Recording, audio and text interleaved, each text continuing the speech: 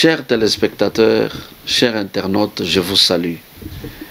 Me voici encore une fois pour un autre numéro de notre pain dominical. Aujourd'hui, je suis venu avec un message, ce message qui va vous bénir, ce message qui va vous aider. Tout ce que je suis en train de vous parler aujourd'hui, c'est briser la loi.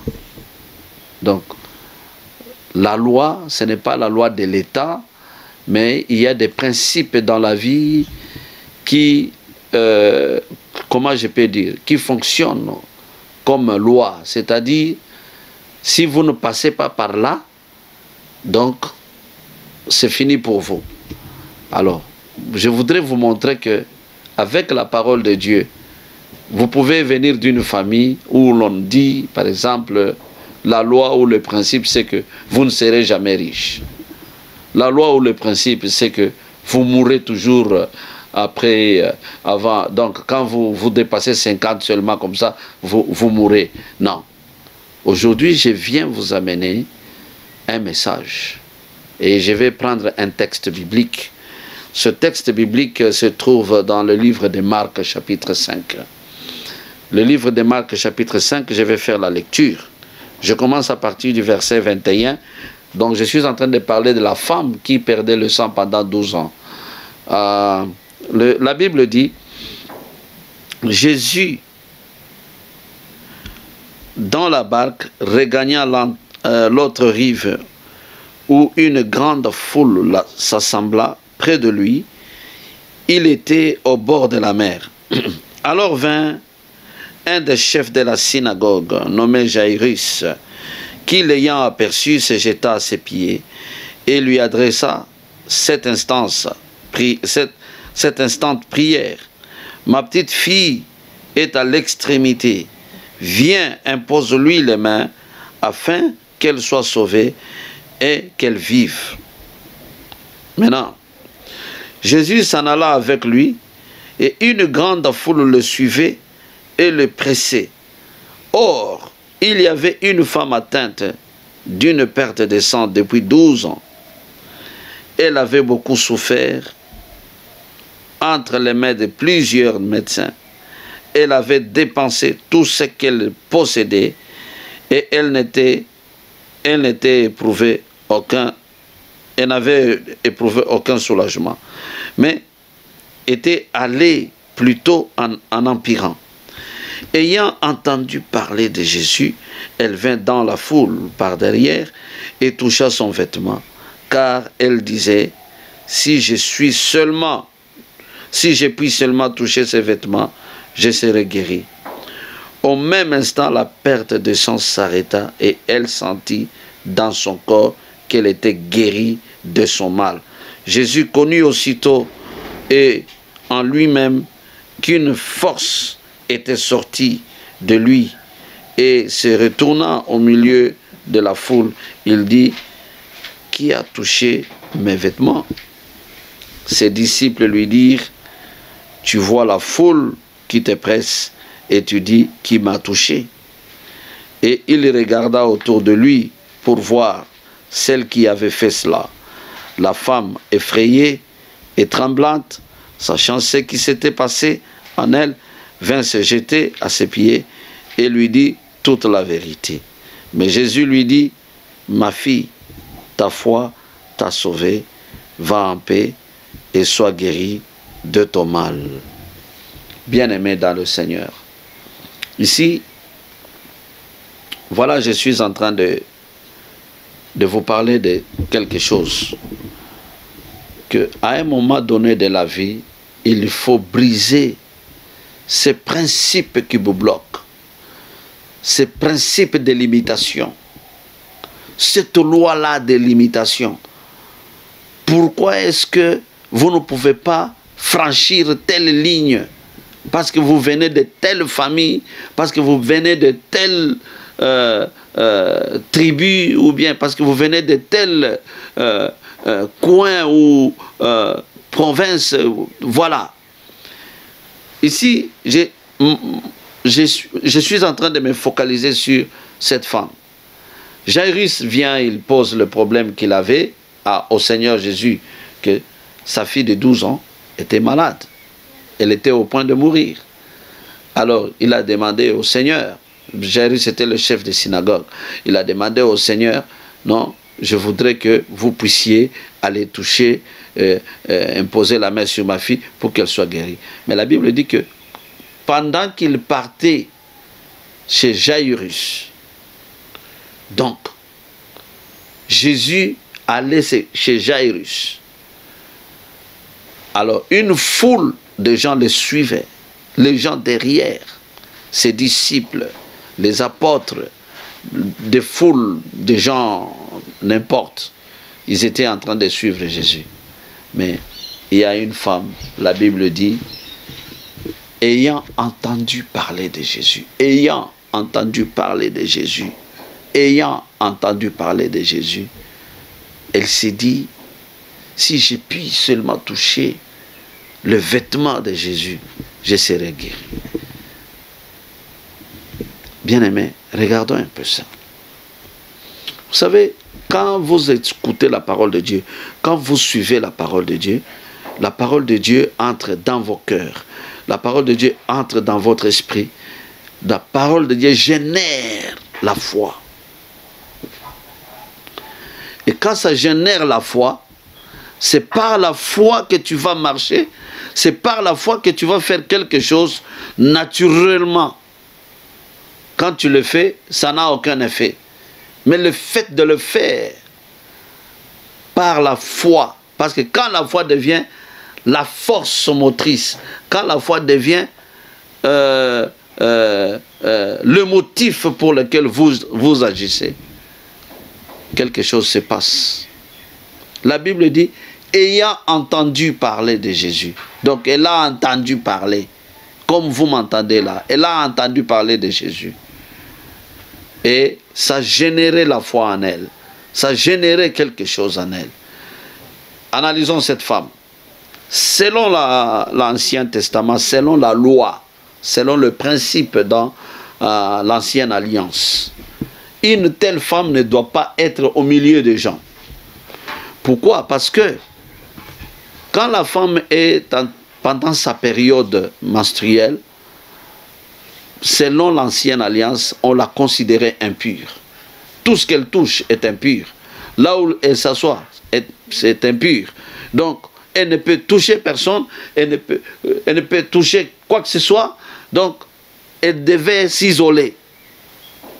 Mais nous avons cette femme ici pendant 12 ans.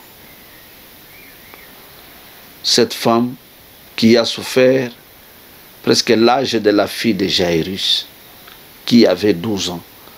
Donc cette fille-là est née, elle est arrivée au niveau où elle est tombée malade. Donc tout ce temps-là, cette femme existait, cette femme avait souffert pendant 12 ans, et pendant 12 ans, quelle est la maladie elle souffrait? La perte de sang. La perte de sang, donc le flux de sang qui ne s'arrêtait pas. Alors, la loi avait condamné cette femme. Le monde avait condamné cette femme. Elle ne mérite pas de vivre dans la communauté. Elle ne mérite pas de vivre dans la société. Elle ne mérite pas de vivre donc avec les gens. C'est la loi qui l'avait isolée. C'est la loi qui l'avait isolée. Mais la Bible dit, quand elle a entendu parler de Jésus, vous savez, la parole de Dieu n'a pas de limite. Vous pouvez vous retrouver dans un coin quelconque, dans une situation quelconque, mais la parole de Dieu agit toujours. Elle était isolée. Elle était isolée. Mais la Bible dit que quand elle a seulement entendu parler de Jésus, elle a posé un acte. Elle a posé un acte sur base de la parole qu'elle a entendue. Elle a dit, moi je vais toucher l'habit. Aujourd'hui nous parlons d'elle, hein, qu'elle avait touché l'habit, elle était guérie. Mais elle a appris ça où? C'est quel est le principe? Vous touchez l'habit, vous devenez guéri. C'est quelle théologie? C'est quelle théologie? Vous touchez l'habit, vous devenez guéri. Elle a trouvé ça où? C'est la foi en elle. Elle s'est dit, ne fût-ce que toucher l'habit de cet homme, je serai guéri. Parce qu'elle a vu la foule. Elle savait que Jésus ne peut pas avoir son attention sur moi dans cette foule ici. Je ne saurais même pas parler à Jésus. Mais elle ne s'est pas découragée. Elle a dit, moi, je vais seulement toucher son habit. Regarde bien, mon bien-aimé. La loi qui était en train de la retenir, ce jour-là, elle s'est levée. Qu'est-ce que tu attends pour te lever? Qu'est-ce que tu attends pour te lever? Cette maladie héréditaire. Oui, papa avait cette maladie. Oui, maman avait cette maladie. Oui, la grand-mère avait cette maladie. Ou le grand-père avait cette maladie. C'est une maladie qui est familiale, reconnue parce que ça se trouve dans les gènes. Oui, c'est vrai. Mais que dit la parole de Dieu? La parole de Dieu dit, quand vous êtes en Christ, vous êtes devenu une nouvelle créature. Une nouvelle créature, c'est-à-dire des choses anciennes sont passées, y compris les gènes. Donc l'hérédité ne peut plus être votre force. L'hérédité ne peut plus vous contrôler. Ce n'est plus un principe, ce n'est plus la loi. Pourquoi? Parce que le sang que Jésus a versé te transforme, te purifie. Vous devenez l'espèce nouveau. Alors, cette dame, elle était guérie. Jésus dit, Jésus a senti qu'il y a une force qui était sortie en lui. Jésus dit, mais qui a touché mon habit? Quand Jésus a dit ça, les gens qui raisonnent, les gens qui ont la logique, ils raisonnent, ils disent, mais la foule t'entoure, la foule te presse, mais tu poses cette question. Si ce n'était pas Jésus, mais c'est quelqu'un d'autre qui a posé cette question, on a dit, mais ça c'est une question bête. Comment dans une foule comme ça, vous posez la question que quelqu'un m'a touché? Jésus a dit, qui m'a touché? Jésus continue à regarder à côté. Et cette femme s'est fait montrer. Cette femme s'est fait montrer. Et la Bible dit que la femme a senti quelque chose s'est passé dans son corps et ça a changé sa situation. Donc Jésus s'intéresse aussi à nos corps. Il s'intéresse à ça. Vous comprenez ça? Et parce que l'intention de cette femme, c'était d'aller toucher Jésus. Ceux qui étaient avec Jésus, qui le touchaient, rien n'arrivait parce qu'il n'avait pas de problème. Mais cette femme avait des problèmes et elle voulait toucher Jésus dans la masse et Jésus a senti. Quel que soit le point où vous vous trouvez, quelle que soit la situation dans laquelle vous vous trouvez, bien-aimés, je voudrais vous dire aujourd'hui ceci. Tout dépend de la manière dont vous croyez, de la manière dont vous voulez le toucher. Ce principe va tomber. Tu seras le premier dans ta famille de survivre cette difficulté, de survivre cette maladie, de survivre ces problèmes. Tu seras la première personne. Mais voilà, la parole de Dieu est la vérité. Vous croyez en la parole de Dieu. Vous croyez en la parole de Dieu. Vous agissez selon cette parole. Et ça change ce qui a été comme principe familial. Ça change ce qui a été comme principe peut-être hérédité. L'hérédité, ça change tout. Donc ici, c'est que la motivation de votre action soit la foi qui vient de la parole. Parce qu'il arrive des fois, les gens imitent, hein, parce que tel a fait, donc moi je voudrais aussi agir selon tel, parce que quand il a fait, il était guéri. Non. Pourquoi il a fait comme ça? Qu'est-ce qu'il a poussé de faire? Cette dame-là, qui lui a dit que non, l'habit de Jésus pouvait guérir. Aujourd'hui, nous en parlons avec toute facilité. Mais ça coûtait à cette dame-là de prendre le courage. De prendre le courage, d'aller dans la masse où il ne fallait pas qu'elle aille à cause de son état. La loi l'avait déjà isolée, la loi l'avait déjà condamnée. Et toi, tu es en train de me regarder. Quelle est ta situation? Tu as longtemps souffert. La Bible dit que cette femme a souffert longtemps dans les mains des docteurs, des médecins. Mais quand elle a pris la décision, voilà ce que la parole de Dieu peut faire. Elle a fait quelque chose qui est banal, toucher seulement l'habit. Et toi, tu vas poser un acte banal, les gens peuvent te considérer comme un fou, mais à cause de la parole de Dieu, tu poses cet acte banal et tu expérimentes ce que tu veux avoir dans ta vie. Si c'est la guérison, tu vas avoir la guérison. Si c'est la percée, tu vas avoir la percée. Si c'est la délivrance, tu vas avoir la délivrance. C'est les finances, tu vas avoir les finances. Tout le blocage là va tomber. Le problème c'est que agis selon la parole de Dieu. Agis selon ce que la parole a mis en toi. Voilà. Bien-aimé, je suis arrivé presque à la fin de mon pain dominical. Vous me regardez. Vous voulez quelque chose se manifester dans votre vie. Vous voulez avoir quelque chose. Vous voulez arriver à tel niveau. Vous voulez aller quelque part. La solution se trouve dans la parole de Dieu. La solution se trouve en Jésus-Christ. Vous mettez le principe.